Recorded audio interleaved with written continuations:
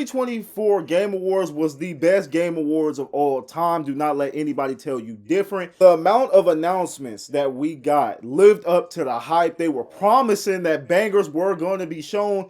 And my God, they were shown. Now, I'm just going to go over some of the games that I enjoyed myself. Y'all let me know in the comment section what games that y'all enjoyed and what games y'all really looking forward to. I know the Game Awards, for most of us, is just what games are going to be announced. People really don't care about the awards itself, but I think it's great for the developers to get acknowledged for their work, even though I think this year's nominations was trash. The way they went about it was absolutely garbage. Shout out to the Erd Tree, should have never been up for Game of the Year. I'm pretty sure majority of people feel like that unless you're like a diehard Elden Ring fan or something. But for the most part, announcement-wise, greatness. The nominations, not so much, okay? There was good, there was bad, and there was some ugly in this Game Awards. I mean, everything just can't be perfect. Naughty Dog has a new IP called Intergalactic, the Heretic Prophet, I think that's how you say it. And this game has already stirred up controversy. I'm probably going to make a separate video even just touching on the BS that's already coming with this game. But I have been begging Naughty Dog to do something new for the longest. They haven't did any new game since, what, 2013 when the first Last of Us came out. Since the first Last of Us came out, we have gotten nothing but Last of Us remakes, remasters, and director's cut. And it's funny because in this Game Awards, the PC version of Last of Us 2 is a remaster. The console version is a director's cut. So that is a new Last of Us freaking, I don't even know what to call it, another remaster of Last of Us. So they just been milking Last of Us to the grave. That cow is dry. That cow is nothing but skin and bones at this point. The milk is gone. So I'm so glad they finally did something new. Neil Druckmann, which I know a lot of people do not like him, and I do not fault y'all for that. He says this game was influenced by Akira and another anime. I forgot what it is called. But once he said that, I'm already like, okay, you got you got me interested in this. Now, it was stated that this game is going to have the deepest gameplay in Naughty Dog history, and that is saying something because although I do not like Last of Us 2 story-wise, the gameplay was phenomenal. So if it's going to be way better than Last of Us 2, they already have me. Now, they did not show enough to have me hyped. I'm not jumping out my chair or anything. But from what they shown, I'm already interested. A space galactic game involving a bounty hunter, I'm into it, okay? I'm not really the biggest fan of space games, but you're adding this bounty hunter thing and the gameplay is supposed to be deep. I think this is a game I will end up liking. Now, I don't know if this game is coming next year. I doubt it. It's been in development for 2020, but I'm looking forward to this. Now, I'm not going to completely just talk about everything about this game because this game is getting its own separate video. But the real deal holy feel right here, The Witcher 4 was the first game shown for the Game Awards, and it had me hyped. I was so freaking surprised that this was even a thing. It did not cross my mind that a Witcher 4 could happen. I've been hearing about Witcher 3 for years. Homies always told me about it. I ended up buying it last month, and I've been playing it like crazy, and I absolutely love it. Ciri's already one of my favorite characters, and the fact that she's getting her own game has me absolutely hyped. I see people trying to claim this game as well. I can't not stand grifters. Like, if a grifter was on fire, I wouldn't even piss on it. I'm just being real. People just wake up to hate stuff just for the sake of hate it. It's just a miserable life. I don't understand how, as a human being, how you can wake up so negative every single time. This game absolutely looks incredible. Now, this is nowhere near coming out. This is probably not coming out till like 2027. I would think. If we're lucky, this will come out in 2026. But I think they just started development for Witcher 4. So we're not going to see this game for a long-ass time. That makes me sad. But the future looks great. This one definitely surprised me as well. FromSoft is going to keep getting that Elden Ring money. I'm not mad at y'all. But Elden Ring has a multiplayer co-op survival game coming next year. 2025 is the biggest year in gaming in quite some time, man. 2023 was absolutely amazing. 2024 was so underrated, but 2025, everybody is like a Mike Tyson, Floyd Mayweather type of game. The Game Awards next year is going to be insanity. Now, this game looked like a mixture of every Souls-like game. The Nameless King was in this freaking video. It was insane, man. And there was just so much to be hype about. First of all, this is a game. This is a Elden Ring game where you get to play with two other friends and you're just fighting bosses. That's incredible. I cannot wait for this. Being in this game is crazy. You're climbing walls and shit. Like, it looks insane, man. I am so freaking hyped. This is from somebody that's not even a Souls-like type of person. I love Bloodborne. Bloodborne is an absolute classic, and I love Elden Ring. The Dark Souls series, I really couldn't get into like that. But those two Souls-like games are incredible. There were some other games that I did like. Split Fiction actually caught my attention. It looks extremely good. If y'all don't know what Split Fiction is, it's from the developer that made It Takes Two, that which won Game of the Year, like I think 4 years. I forgot when it won it. But he is a character, to say the least. Dude is hilarious. I love him. His games are always unique and fun. He brings back that fun aura in game. Games are not really built to be as fun as it used to be back in like the PS2 era. He brings, and I forgot his name, but the director brings the fun factor back in video games. That's why I really love his games, man. And this is a game, people that just feel like they too grown or hard, they're gonna look at this and be like, I'm not playing this. But me, I'm absolutely going to play this. This game looks insanely fun. It's a co-op game. He brings back that co-op fun. Like, it just looks incredible. So that's a game I actually like a lot, that I feel like a lot of people slept on because nobody's really talking about it. All his games end up being great. Then we have Borderlands 4. I don't know. I'm not really sold on Borderlands 4 after Borderlands 3. Borderlands 3 was like decent. I don't think it was better than Borderlands 2. I enjoyed Borderlands 3 for the most part, but it just wasn't anything. It was just like mid to me. It was just like a game I just played, and I was like, not really memorable. So I need to see a little bit more about Borderlands 4. And it just looks like more Borderlands, which is not a bad thing to most. It doesn't look like it's reinventing the Borderlands wheel or anything. It just looks like more Borderlands. So a lot of people will probably be turned on by that. Me, I'm just, I'll probably still end up buying it, but it's not something I'm like rushing to the store to go drop $70 on. So that was something that I know people are hyped about. Clive Rosefield is coming to Tekken. I absolutely love Clive.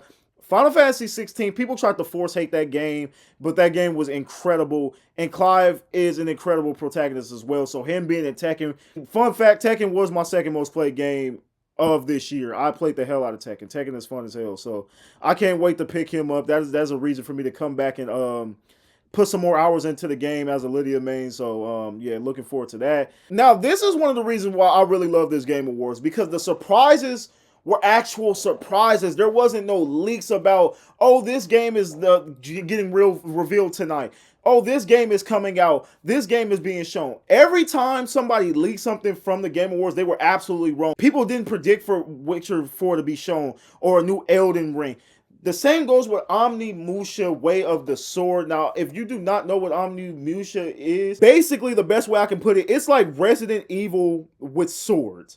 That is the best way I can sum it up. In fact, I need to go back and play the original. They have it on PS5. I'm going to probably end up buying it. I suggest y'all do it as well. Get yourself familiar with it. It's coming out in 2026, which is a ways away. But what I loved about this Game Award as well, it didn't just show what's coming out next year. It just showed what was coming down the line in the future, which people have been begging for. And I know Resident Evil 9 wasn't shown, but Capcom gave us Capcom fans everything we could ask for. We got an Omnimusha game. That, to my knowledge, an Omnimusha game hasn't came out since the PS2 era. This is absolute hype. I don't see too many people talking about this. I know a lot of people probably didn't play the game when they were younger, or y'all are just too young. It's crazy that I say that. I'm not even old my damn self, but a lot of y'all are probably just too young, started playing games later on in life as well, and y'all just don't know what Omnimusha is. This is everything that is cracked up to be. I'm going to tell y'all this now. Capcom does not miss. And I know people are hurt by Ori not being shown. I told y'all, this game is not going to be shown until next summer. I promise y'all. But in the meantime, we have a lot to look forward to from Capcom. They are working. And this should give hope for a Dino Crisis game. It might not even be a remake, just a new installment of Dino Crisis. It can be, with Omnimusha making a return, Dino Crisis, a new Dino Crisis game is very much a possibility. So be hyped about that. This right here is absolutely insane. Mafia the Old Country. Mafia the Old Country looks freaking phenomenal. I cannot wait to get my hands on this. We're getting this right before GTA 6, even though I think GTA 6 is going to be delayed into 2026. It's taking that old Mafia route back. And I hope they learn from Mafia 3. Mafia 3 story-wise was great. The main story missions were great, but the repetitiveness of having to keep interrogating like the owners of certain territories over and over made the game so buns. Like we're getting that Mafia 2 type of feel. It looks like we're getting that Mafia 2 type of feel with the old country, and that's what I love the most. So I cannot wait to play this. It looks like this game is going to have horseback riding as well. Like this game is about to be insane, man. Depending on who you're asking, the biggest reveal, Okami has a sequel coming. The first Okami came out 18 years ago. Do you hear me? 18 years ago. Capcom is bringing this masterpiece back. I used to troll my friends all the time acting like Okami was not great. Okami is freaking phenomenal.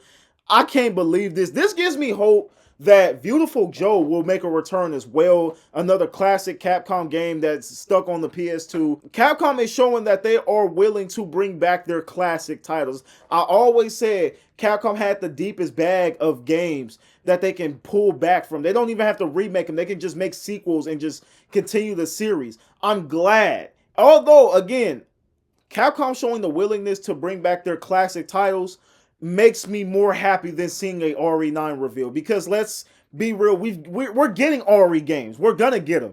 We're gonna get them consecutively in the future. It's okay, just be patient. Think about it like this: we get a Monster Hunter, Okami, Omnimusha, then we're getting the Resident Evil titles, and who knows what they have up their sleeve for next year as well. We didn't expect a Dead Rising remaster to come out last year. We still have Street Fighter. A Capcom fan and you're just a Resident Evil fan, well, that sucks. But other than that, Capcom is giving us work, and I am so grateful for them, bro. They are giving us so much games to look forward to. Now, for the actual Game of the Year award, I'm not gonna sit here and talk about all the award winners. Y'all know what it was, but the most controversial one to some people, I would say to the casual audience, is Astrobot winning. And of course, like last year, you have these freaking weirdo casuals that sit there and say, Astrobot won over this, insert the opening freaking gameplay scene of this game.